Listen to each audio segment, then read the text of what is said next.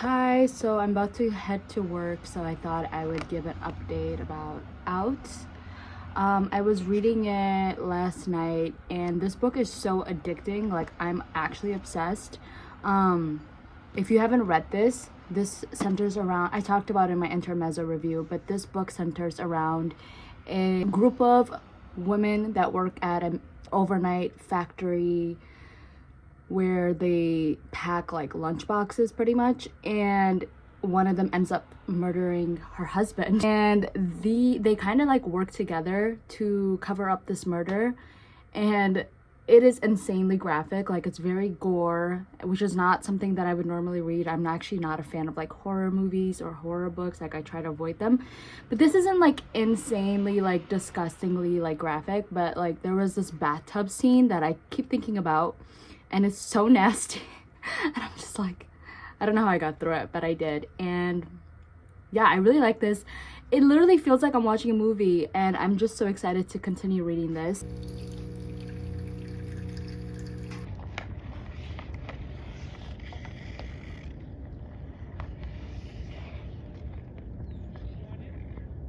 Hi.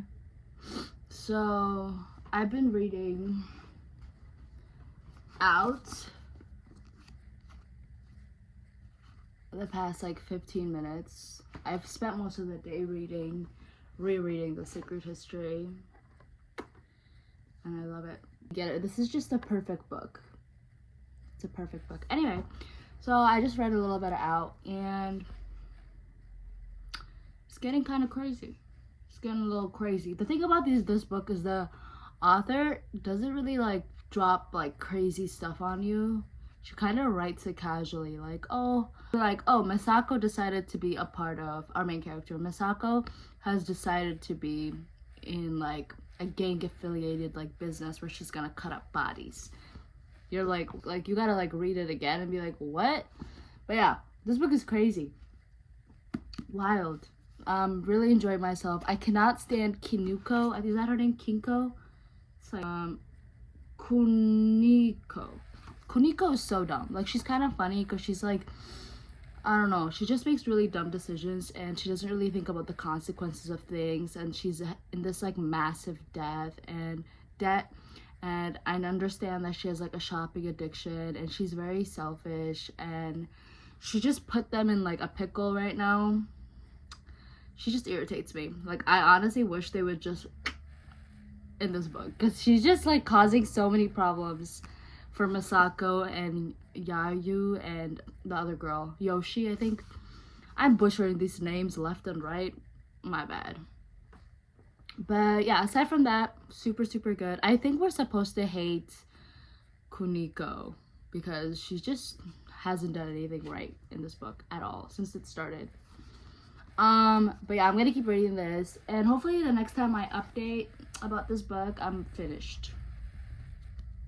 But yeah, after this, I'm gonna obviously start reading the Poppy War trilogy. I'm a little intimidated because I soft DNF'd it last year, but like not because I didn't like it, but because I was like focusing on everything else that was going on in my life. So I was like, no, I'm not gonna fully invest myself in a series, in a trilogy right now. Okay, but then also, so I read Babel by R.F. Kuang, I think a year ago, 2 years ago, I don't remember. And I remember really enjoying it. And I fell in love with Robin. I still think about Robin. But then, I've been thinking about rereading it. And anyway, so I ended up on like this side of YouTube where I ended up watching like a review about Babel. And I've also heard that people call it Babel, but I just call it Babel, whatever. And somebody was like, it was too like wordy, and there was a lot of like research and all this stuff. And I will say she did have a lot of like information about colonialism and language and stuff, but I don't know. I thought it was like important because it like pertained to the conversation that was going on and how the children were being treated and stuff like that. But that review kind of made me nervous to read Poppy War Trilogy,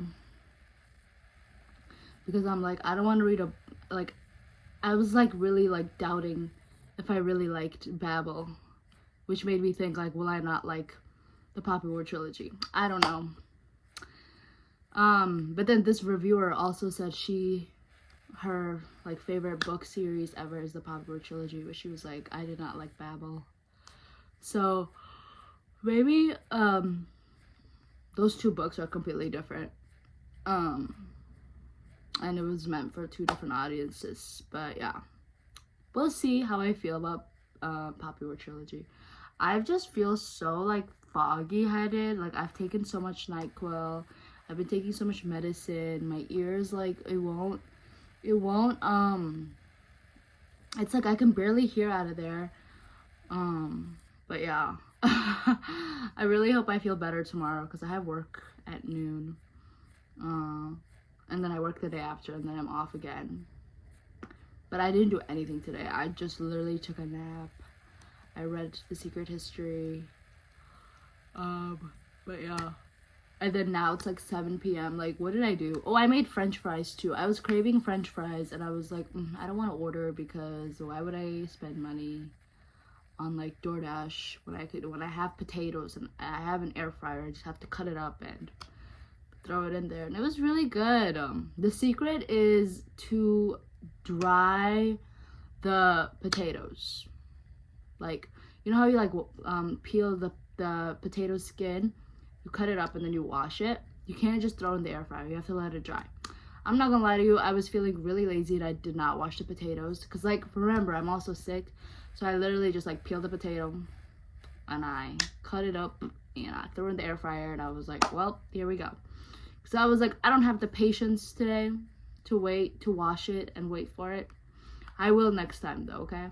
But they turned out really good and I don't feel sick, so yeah. And now I'm drinking Emergency.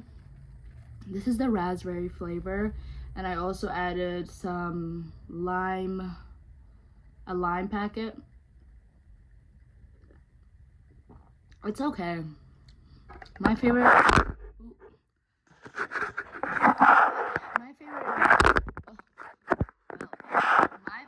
Emergency flavor is the Island Breeze with some ice and a lime packet. Anyway, that's the end of this video, or this little update. Hopefully the next time I make an update, it's that I finished my book. Made some vegetarian chili. Hi, so I'm in the car and I'm waiting for my burger to be ready so I can pick it up. Reading out. I can't. There's just too much happening. That's the update. It's so good. Oh my god. I'm kind of stressed out. Blacks out, so I don't know where. That's fine. I'll never get a new phone. Wow. So, hi. Hello. I am in the parking lot before I head to work. And before I came to work, I sat and I read about 30 pages of Out. Oh my god. This book is insane, okay? Masako is that girl. Like, she's really that girl. She is so smart, and she's definitely in a pickle right now. I have like 15 pages left of the book, and it's getting really intense. But I'm just gonna spoil. Like, honestly, I don't know. I really want to spoil. She is in trouble right now because she has the casino owner after her. He's wanting revenge because the murder of Kanji, which is her coworker's husband. Oh my god, so much has happened. Her coworker's husband, Kanji's dead, right? And then his murder was put on the casino owner, even though he had nothing to do with it. He did see him the night of his murder. And so he lost his casino business, his club night. Like, he just lost a lot of money. So he's just looking for revenge. And he's just really out to get everyone right now. Specifically, Masako, because she's kind of, he thinks she's the brains behind all this, but it really wasn't her. It was just like, she didn't want to confess and say to the police like, oh, it was us who cut up Kanji's body, and it was actually his wife that murdered him.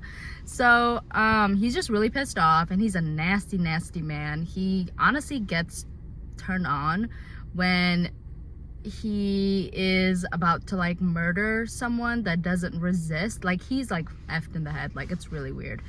I forgot his name. I think it's Sake or Satake. Like, he's real weird, real weird, and it's really hard to empathize with him. He does, nothing good ever comes out of his mouth. I think he was raised by like a pack of wolves or something.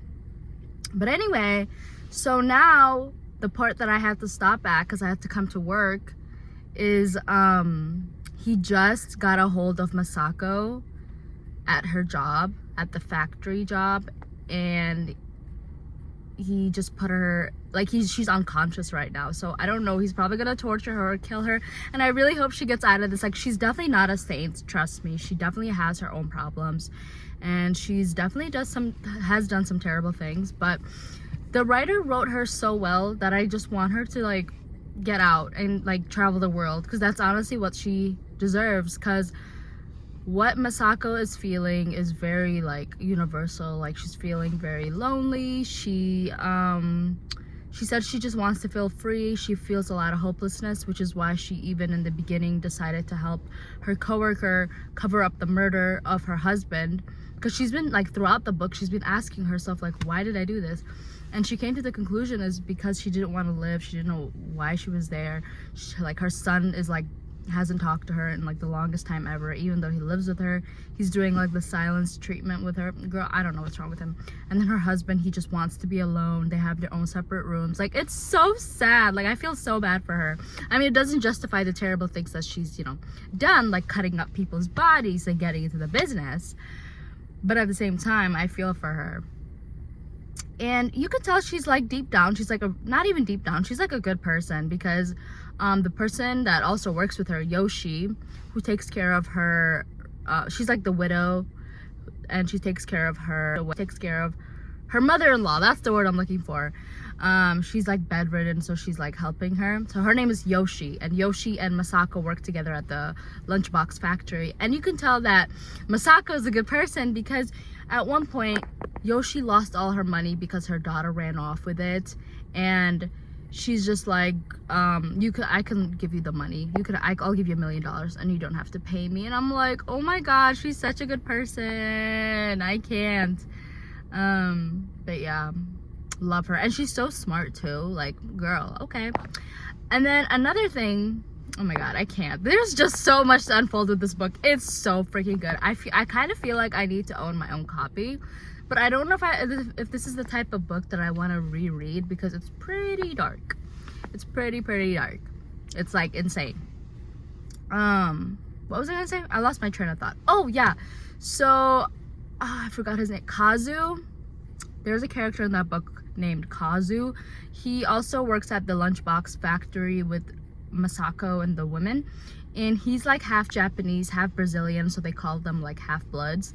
And he's just getting really mistreated in Japan, because he just moved there like 2 years ago from Brazil, and he doesn't get treated like a real Japanese person. And there's just a lot of like I guess racism, I want to say, or maybe it's microaggressions. I don't know what the right word is, but he's just like always talking about how people don't see him like a real Japanese, and that he's a half-blood and stuff like that. And he's not the best person either. At one point he attacked Masako. He like forced her to kiss him. Yeah, that's the whole thing. And there's parts in the book where the author tries to make you feel bad for Kazu, but at the same time, it's like, my guy, you attacked her. Like, she didn't want to kiss you and you like forced her. Like, you're literally, that's violence. How can I empathize with you? But at the same time, I see what the author is trying to do. I think she's trying to show us like someone can be a bad person but could also have good traits, is I think what she's trying to teach us. or trying to show us. And she's definitely doing that with Kazu. Because I think when I was like halfway through the book, I'm like, what is this author trying to do? Trying to make me empathize with Kazu because he's never been touched by a woman in like how many years, blah blah blah, and he went and attacked Masako. But it's like, so I was like mad at the author, but then at the same time I kind of feel what she's doing, because it's like, yes, he did do that bad thing, but it doesn't mean we can just write him off. Like, because Masako actually ended up like trusting him with her money, like literally I think it's like $6 million, 6 million yen, and like her passport because she's trying to like run off the country and like just disappear and start a new life. So it's like she was able to trust him from anyone else in her life. So it's like, obviously this is a person that's still good but could also do bad things, and he's asked for forgiveness, which I really respect. He's acknowledged the mistake he has made by attacking her, and he's like relentlessly like has apologized. And that doesn't mean that like the person has to like forgive him, but the fact that he like knows what he's done and he's like trying to apologize. Like there's parts in the book where he's trying to learn Japanese so he can apologize to Masako for attacking her, and it's just like, I'm not like, oh, but it's like, you know, that's the right thing to do. Unlike the casino owner guy, he's just doing something bad left and right, left and right. This man hasn't done one good thing in the entire book. He is like a bad person. Like, bad people exist, and I feel like that's him. You know? This book is freaking addicting. It's very intriguing. Like, she's really killing it. Okay. I'm gonna have to check out this author's other book. But I definitely have to see how she's gonna finish off this out. Alrighty, so I finished out. That's the update, and it was kind of a letdown. I'm not gonna lie to you. The ending kind of pissed me off, or maybe I just don't understand it. Not because it was confusing, but because I think maybe the author wanted the ending to be ambiguous, and left for interpretation. Because if that's the case, what the F? Because, okay, so, Masako pretty much gets caught by the casino owner guy that lost his business, that's like after her for revenge. His name is Satke or something.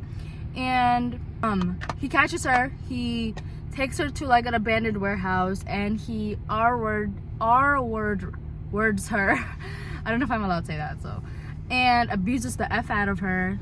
It's so bad. It's like the most traumatic thing ever. That last 10 pages was a really hard pill to swallow.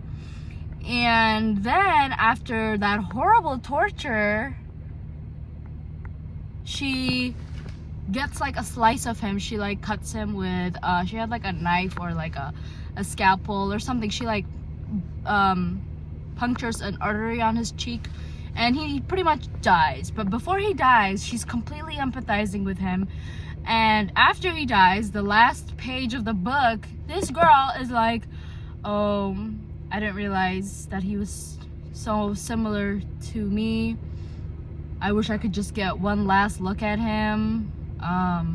Just like completely takes a left turn, because Masako, the entire book, is this badass woman that just doesn't take shit from anybody, doesn't take abuse, and if there is abuse, she's quick to call it out. She's smart as hell, and then all of a sudden, okay, maybe it's like a trauma like reaction, because he abused her really badly, very dark, like violently abused the F out of her, the last 10 pages of the book. So maybe it's a trauma reaction. Like, he literally had her tied up on a rope and everything. Like, it was bad. Like, trigger warning if you're gonna read that, for sure. So maybe it's a trauma reaction, and she's able to empathize with him, and maybe that's the take the author is taking. Because I remember right before he died, Satke, like the casino owner dude, he was like, we're so similar to each other. Once we go too far into something, we don't know how to get back to it. I'm like, okay, blah, blah, blah, dude. She's nothing like you. The whole book, she's been kicking ass. Like, what are you talking about? And every time she did something bad, there was usually a reason behind it. It's always behind somebody getting help from it. But yeah, like, I was like, what is he talking about? I'm like, whatever. He's just chatting. Like, he's just talking. But no, she ends up agreeing with him later. So I'm kind of stuck in a pickle, because on one hand, there's a part of me that's like, okay, maybe it's a trauma reaction. I'm not a psychologist or whatever. Who knows? On the other hand, I'm like, what is this author doing right now? Like, what is she, what? Like, what is going on? What do you mean she hopes, Masako literally, in the last page goes, I hope I find a man like him. Girl, what? What? But yeah, overall, it's still a 5 out of 5 book. Just the ending really caught me off guard. I had to go back and reread the last couple of pages, and I still don't understand what the author was trying to do. It was kind of like a nosedive because for like the main character, because I'm like, girl, where is this coming from? Like, it honestly felt like I was reading, like it was coming from a completely different like Masako, like not the character I've been following for the past 400 pages. So I'm like, what the hell? But yeah, anyway, aside from my little beef with the ending, it was still a 5 out of 5 book. Very suspenseful, very dark, depressing. Honestly, I would look up trigger warnings before you read that. That book was really dark. It was hella dark. It was depressing as hell. It was focused on a very dim, dark side of Tokyo. And it was a lot. I'm not gonna lie to you, a lot of abuse. Lots of perverts in that book. A lot of the men were nasty scumbags. You know, there's a pattern in the books that I read about the men. A lot of them turn out to be scumbags. Like, all of the Neapolitan novels, there was like one good guy in that book. And it was Enzo, I'll never forget. Anyway, I would still recommend it, but just look up trigger warnings. Like, even for me, it was like a lot. Like, I think I kind of went in a little blind. And I was like, ooh, whoa. But yeah. Loved how fully fleshed the characters were. Yoshi, Yayu, Masako, Kazu, all of them had their own little personalities. Everything that has like, they had like a strong qualities. They made, like, the author made them feel very real. The setting was very easy to imagine, like the factory lunchbox that they worked in, very like realistic. Yeah, absolutely, just a banger of a book. I'm still gonna read another book by that author. I really wish someone just could go into depth about what that ending was about, because I don't think the author was just like leaving me hanging like that. I think she was really, I think there has to be a deeper explanation to why Masako went left, and she was like, oh, he is actually like empathizing with him. Girl, that's crazy. Why are you empathizing with this horrible Satsuki guy? Whatever. Okay, I'm done with that. But anyway, great book. 5 out of 5.